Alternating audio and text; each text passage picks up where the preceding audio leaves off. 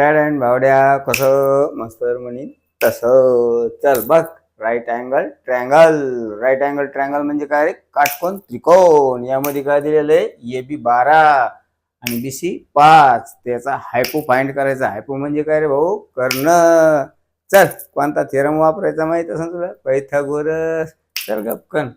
कर्णाचा वर्ग is equal to पायाचा वर्ग प्लस उंचीचा वर्ग. म्हणजे फॉर्म्युला लक्षात राहू दे कायमचा. AC square is equal to A B square plus B C square.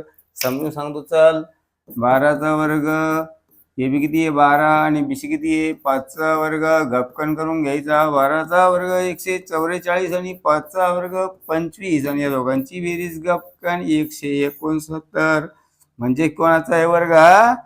13चा आहे. AC square is equal to 169. तर टेकिंग स्क्वेअर बोथ साइड, दोन्ही बाजूचे वर्गमूळ काढून घ्यायचे. Taking square root both side.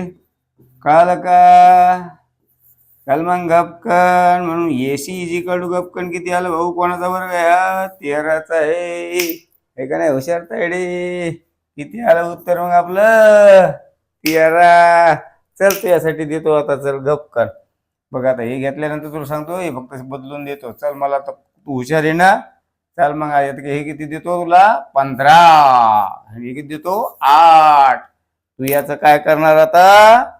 इथं घपकन उत्तर काढणार. घपकन मस्त तोंड फेकून हाणणार. हाण मग फेकून घपकन.